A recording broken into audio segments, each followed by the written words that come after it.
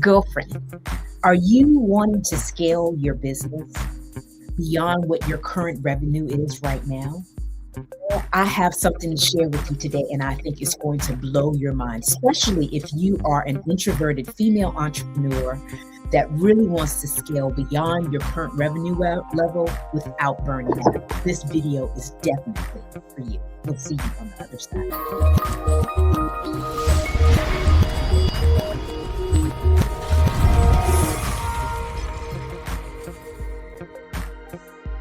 Hey there, girlfriend. My name is Inga Faye, and I am so excited to be here with you all today.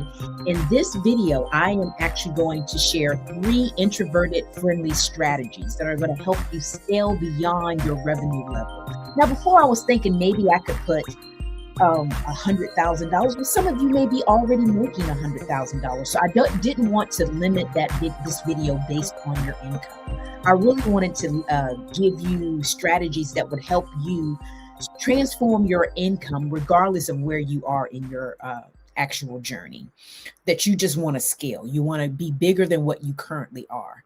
And the first strategy I'm going to share with you is how to first and foremost narrow down your target market. And more than likely, you've probably already done that, but we're going to definitely talk about that.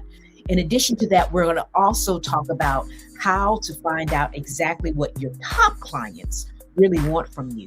And then last but definitely not least, we're going to help you come up with a simple system that will help you convert your casual follower to a referring cheerleader for you in your business. So let's do this, shall we?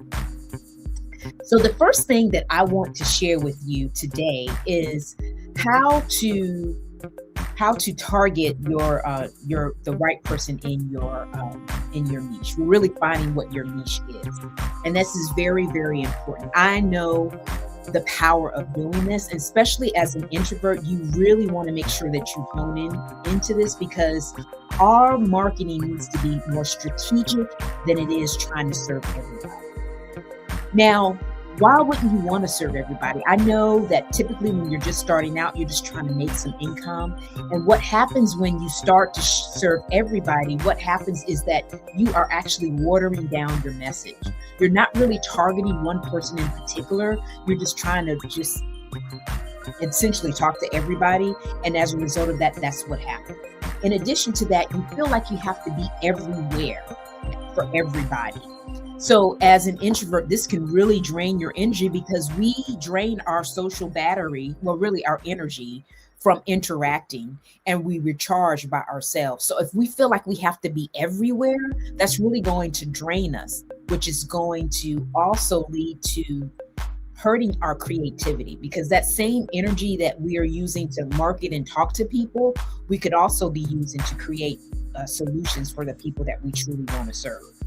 And then the third thing that I wanted to tell you about the power of a niche is that there are times when you actually attract the wrong people, the people that you don't want to do business with. And this is an energy drainer too, because you're trying to serve someone that really truly doesn't want to be served. And you feel like you're nagging them, or you're really being that really salesy person. But when you really find the people that want what you have, it allows you to be more creative and be more of a service to them, more so than feeling like you're nagging people and convincing people to buy from you. Now, this is something that I learned really quickly when I started my direct sales business over 20 years ago. Initially, we were trained to talk to anybody within a 3-foot circle of us, and that anyone that had skin was our ideal client. Well, I quickly learned that was not the case. Just because they had skin didn't mean they wanted to take care of it. And then if they did want to take care of it, it didn't necessarily mean that they wanted to take care of it with the product that I was offering. So that same thing reigns clear with service providers and consultants, as well as coaches. Instead of saying that you're just going to work with entrepreneurs, really define who you're working with. Similar to what I told you initially when I first started this video. Yeah, I work with entrepreneurs, but I specifically work for, first and foremost, established female entrepreneurs with introverted tendencies that are looking to scale their business beyond their current revenue level without sacrificing their energy or their authenticity. And authenticity is very strong, important to me, because I feel like your authenticity is your superpower.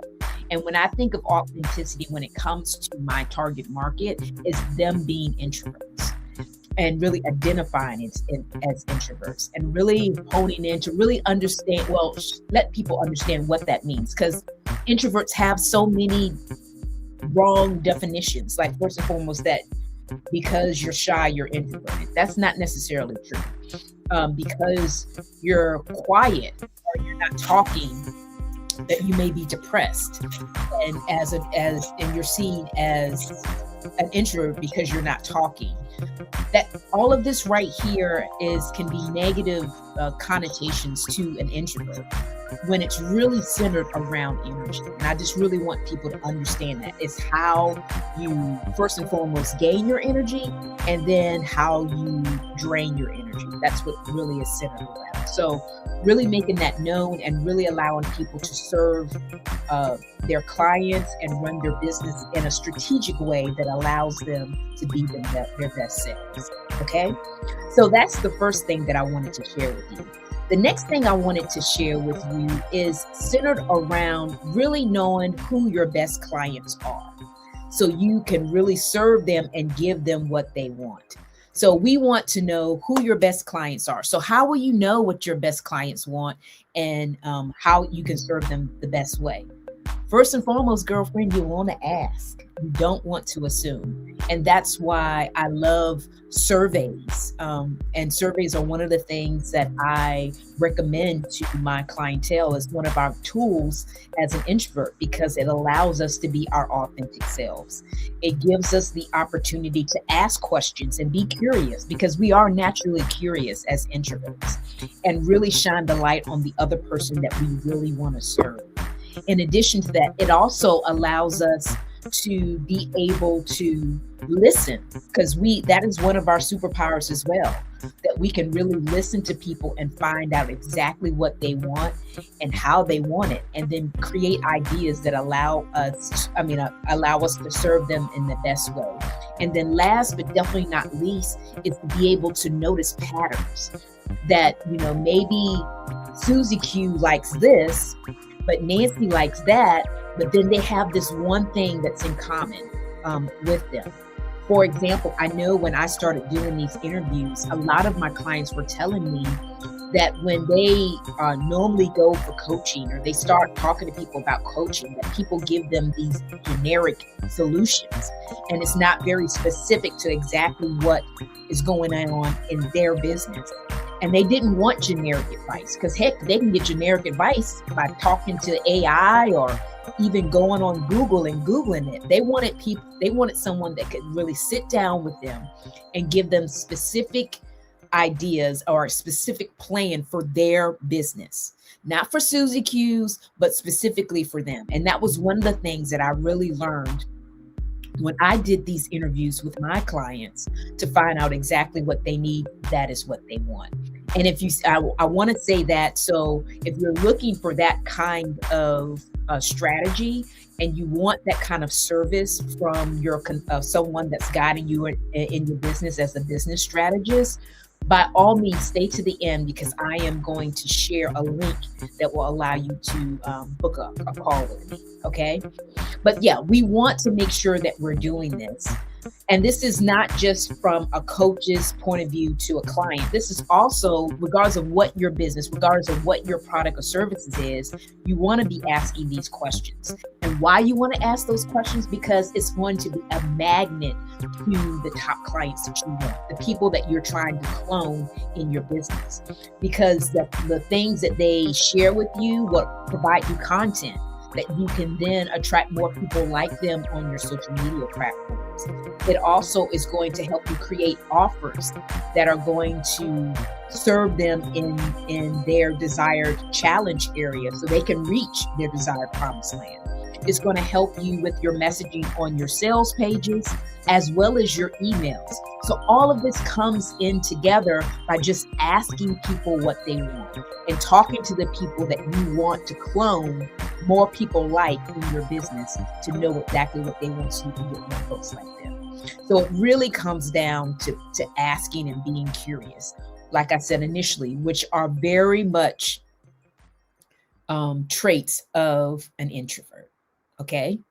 So we talked about the target market, knowing that it's not everybody. We talked about asking your best clients what they want. So what do we need to do next? The next thing that you want to do is really build a simple system that allows your clients to be nurtured over time. People don't want the hard sell. They want to build that know, like, and trust with you. And the way that you can do that is converting someone from a casual follower to actually someone that's truly convinced and will be a cheerleader for your business, really like a walking evangelist to help you grow and expand your business. So let's talk through that, right? So the key to introversion is not that we don't like connection and that we don't like interacting with people. It's that we have to do it in a way that's strategically done. We're not about chaos because we got limited energy, right? And as a result of that, we got to really focus our energy on the people that want what we have and then have those repeatable systems that allows us to convert that prospect into a raving, a walking evangelist. Essentially, that's what we do. So when we think about it, when you think about when you first connect with somebody or they first engage in your content, this is what I would call a casual follower. They may click on your post and say they like it. They may even sign up for a freebie, so they'll give you their email, but they're just really kind of getting to know you. So when I think about it from a dating point of view, you may see somebody and just say hi. That's essentially what this step in the process is to convert someone into your world. That's what essentially it would be. The next thing would be connected. So they've gotten on your email list. They're engaging in your content. They may even leave a comment on one of your social media posts. You may be inviting them to an event, and they may attend. Again, they're really getting to know you. And then, you send them an email and you ask them the question, and then they start engaging.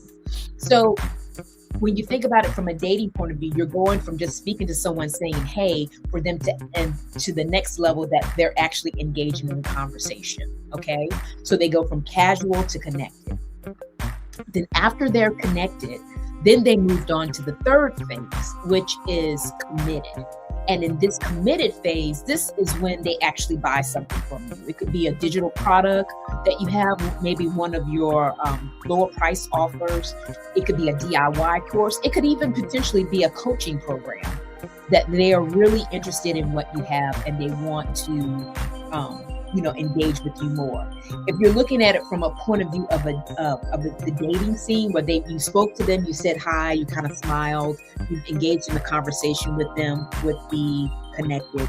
The committed stage would then be to possibly go out on a date. And this is what I call a date in the business world, is that they've actually purchased something from you. So they're engaging, they're getting to know you, they're being supportive, and they, at this point, as a result of working with you, become dazed, glazed, and amazed by the things that you've done for them in their business, to the point that they want to share you with all of their friends. So now they move on to what I call the convinced level.